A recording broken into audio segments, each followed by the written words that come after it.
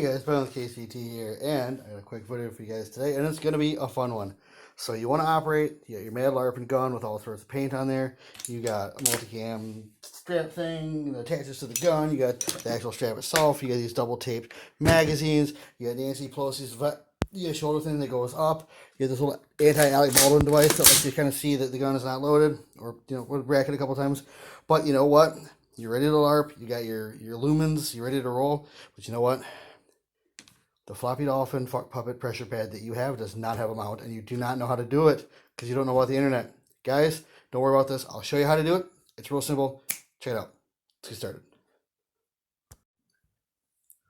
Alright guys, before we get into this, I just want to say thank you to all our sponsors, Break Arms, obviously, and Edible Optics, and MFT, and V7 Weapon Systems. All got some good stuff and great deals for people that follow this channel. Check them out in the comments below, guys. We will go ahead and get started on this. All you need, really, besides love, is rail ladders. So, I'm making this real short and sweet, guys. I wasn't the original person who came up with this. I did see it somewhere else on the internet, but I was cool enough to not remember who it was.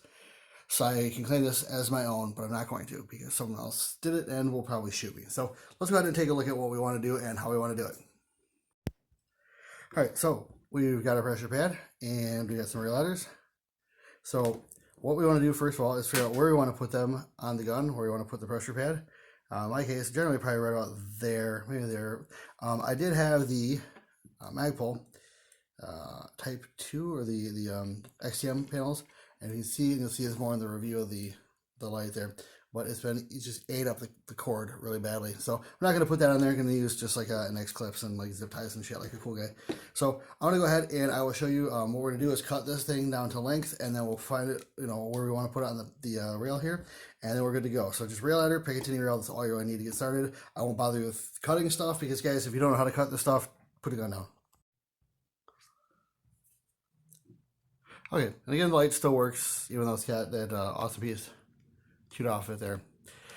So I have my piece of rail ladder that I cut, and I'm leaving a little bit extra on there just because. So I'm gonna go ahead. Oh, it's kind of like docking, your favorite thing. I'll go ahead and just drop that in there. Oh yeah, there you go. Now you guys can see that, like, you actually can pop it in there physically, and like it stays. Like I mean, we're not going to leave it like that because, it's just not operator enough, but it stays. So I went and put a little bit of extra length on it, give them all the likes, and just kind of protect the cord, and we'll attach it a little bit further down the rail here, but I'll show you how we pop it on. Okay, so some of the astute viewers might realize that this is on backwards. This is on upside down, right? So what you're going to do is, that is on there upside down, get your cord finagled the way you like it. I'd pop that pad in there, and we'll do some wire control here a little bit once we're sure this is where we want to be. And there you go. You have your pressure pad. Oh yeah. Oh, so illuminating. Now, there's a couple important things to note. Number one, yes, this stays on. Number two, get some zip ties. So we're going to put some zip ties here on it in just a second. I'm also going to put a standby pad behind it so I can kind of keep my hand on something and then be able to kind of move over. It's got two different buttons to actuate this one. Where's three? I don't know. It's got a couple. Just got it in for review, so we'll see. Yeah, I've seen people put this stuff on there and they don't tape it or they don't zip tie it, and it comes off. So there's just no excuse for that. It's 20 current year. Now, realizing too that this is a mid-length gas system, so that we are looking at the gas block right up here. So when we put the zip ties in there, we're going to make sure they're really tight against the top of that rail. And also know that they're probably not going to be a permanent thing. I am going to go ahead and get some Ranger bands for internet clout and cool shit like that. So, guys, don't despair. I'll show you what we got in a second. Okay, dude bros, there it is. It is attached and good to go. So yes, I will find some way to manage that cord up there. I know it's too crazy, just hanging out by itself. I know. There's the pressure pad. There's the zip ties, holding everything together. Put them over here, the little sharp edges so I don't hurt my little piggies. And then I went ahead and put a standby pad on here.